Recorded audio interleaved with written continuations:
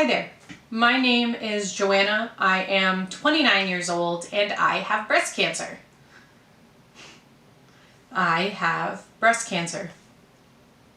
It's still a really weird thing to say, to acknowledge it, and just to overall verbalize it feels really foreign.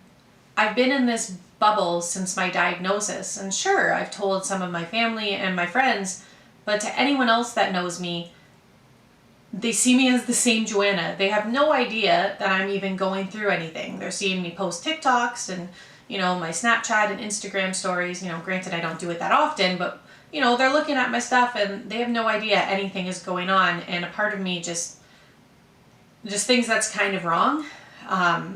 This bubble I have been in has been really nice and it's been safe.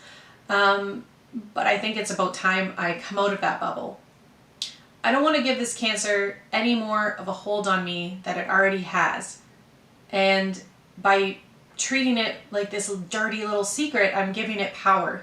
And I don't want to do that anymore because this isn't a dirty little secret. This isn't something I should be ashamed about. This is just my new reality. And by sharing it with you guys, I'm fully admitting that. Sure, sharing is really scary, but at the same time, it makes me feel strong and empowered. Do I feel that way all the time? Absolutely not. But when I do feel this way, I'm going to hold on to it and I'm going to draw strength from it. Since my diagnosis, things have moved at an exceptional speed. And that's a really good thing. You should want it to move quickly because when you get diagnosed with cancer, you just don't want to sit there in this limbo. You want to get it dealt with. And, that did happen for me. I've gotten things dealt with quite quickly. But as much as it's a good thing to have things move quickly, it's also very overwhelming. There's so much to absorb, so much information is getting thrown at you. You're having to make choices and decisions that you would have never had to make this early on in your life, but now you have to. So for example, some choices I've had to make are whether to just remove the lump or remove my entire breast. And then I also had to figure out fertility preservations. Do I want children? If you do, you gotta get on, preserving your fertility before you start treatment because treatment really impacts your ability to have a child after. So these decisions you have to make aren't easy decisions at all. And what sucks is that you need to make these huge, important life decisions very, very quickly. So it can be done. It's just super overwhelming to do. Quite frankly, a lot of people were shocked when I told them about my diagnosis because of my age. And I was just as shocked, believe me. This was not something that I thought I would have to deal with at 29 years old. I've seen my mother go through it.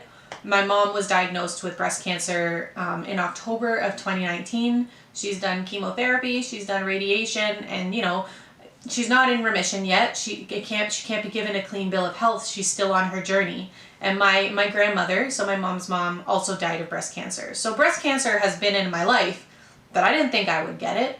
I didn't think I'd get it at 29 years old. Who thinks of that? Certainly not me. But something to remember is that cancer does not discriminate. It doesn't. It doesn't matter if you're young. It doesn't matter if you're old. It doesn't matter if you have a family history or not. It can really affect any of us. I found the lump myself. I told the doctors that I found it while I was moisturizing.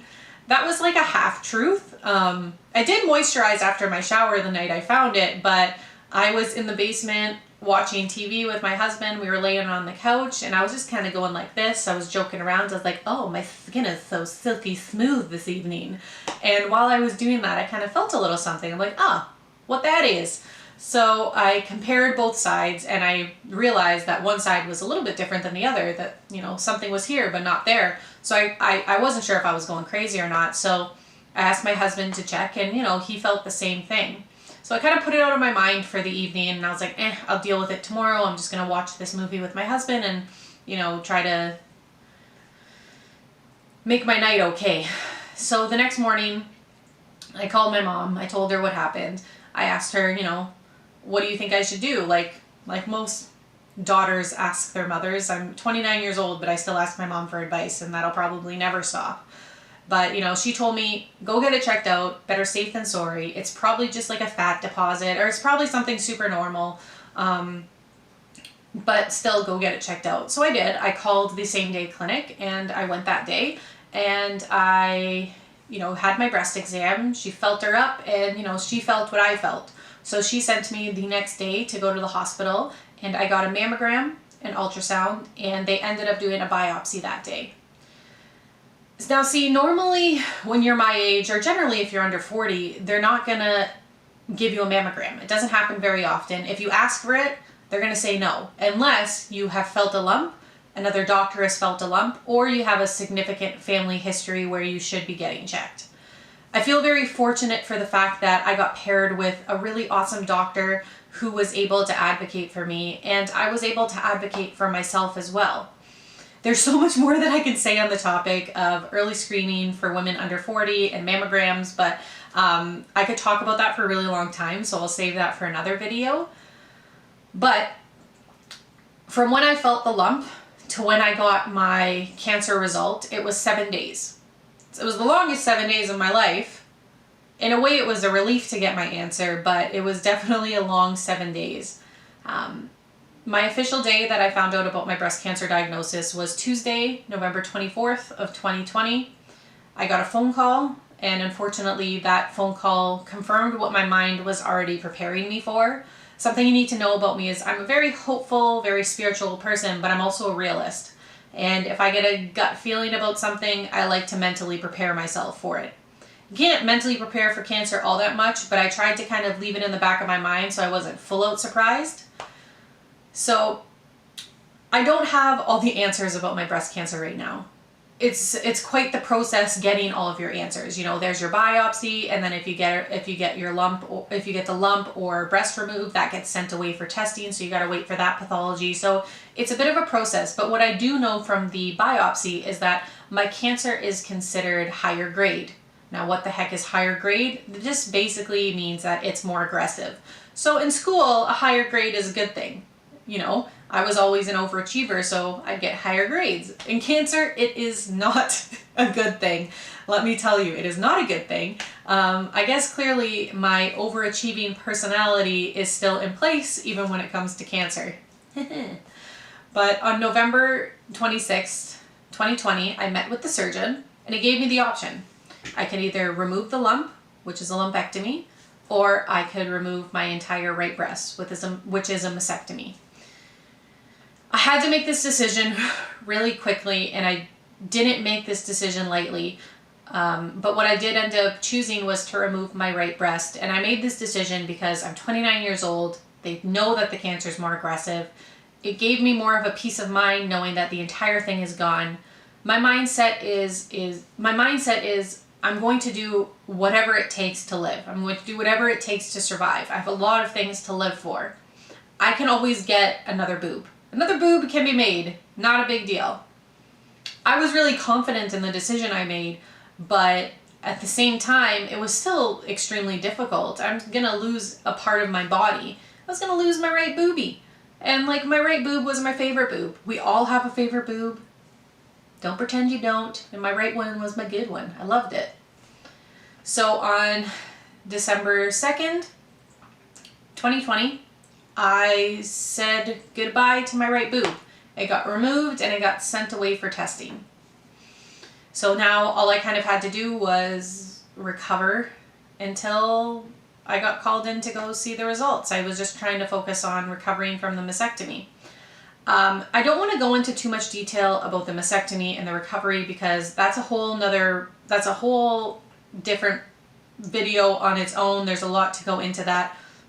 So what I will say, though, is that it was very emotionally and physically draining. It's by far one of the hardest things I've ever had to go through. But I will say it was a hurdle that I accomplished. I survived it. I made it through it. And that's something to be proud of. And if you've had a mastectomy and you're here right now, then be proud because we made it through that. I know that this was just one hurdle to overcome, and I know that there's more to come, but by golly, I'm gonna overcome it. There's more I want to speak to, there's more I want to say, but talking about everything in one video could be really overwhelming to the girl who's watching this who has just been diagnosed. So consider this part 1 of my breast cancer journey. When I was diagnosed, I feverishly, and I mean like feverishly, searched the internet. I went on Google, I went on YouTube. The doctors told me not to, but you know, when you're sitting by yourself at night, it's all you're thinking about. So you're gonna do some research. So what I wanted was answers. But I also wanted to know about experiences of other women who have breast cancer who are around my age, because I wanted to know how they dealt with stuff, you know, what was their process. I just wanted more information. Because breast cancer at 29 is very different than breast cancer at 55. Both have difficulties, both are hard, but they're both unique as well. So, you know, when I was finding videos of older women, it was still helpful to hear their stories, but it wasn't quite what I was going through. But what I did learn is that, and this is one major thing that I learned, is that the number of women under 40 who are getting breast cancer is increasing. And when we get breast cancer, we tend to get it more aggressively. That's just kind of the trend that's happening right now. And I was shocked to learn it. I don't know why I didn't know this before. And I also discovered like a lot of stories and you know, videos of women who had, you know, a mastectomy, but they were American women. And, you know, I was finding a lot of double mastectomies with reconstruction, and it was still really helpful to hear their stories. And I think it's amazing that they were posting them for other girls like me to be able to view them and learn something from it. But at the same time, care in Canada is a little bit different than care in the United States. Simply because our options are different and our healthcare system is different. So I really was looking for that Canadian perspective, and I wasn't able to find it. So moving forward, what I would love to do is, I hope that my videos are able to help the, you know, the next newly diagnosed girl who's on her computer like I was, who are searching for someone who had a similar experience to them or are having a similar experience. I hope that if any professionals come across my videos, that they gain some new knowledge that they didn't have before by gaining an understanding from the patient side of things. You know, it's really, and I'm just discovering this now, but it is a personal goal of mine to be able to advocate for how services can be improved for women with breast cancer. Things can be made easier for us. Our loads can be lessened, but you know, we're not going to know what the gaps in services are unless we all start talking about it. So, you know, if you're going through this, start talking about it too. Start talking about some of the things that you're noticing that would have been helpful to know.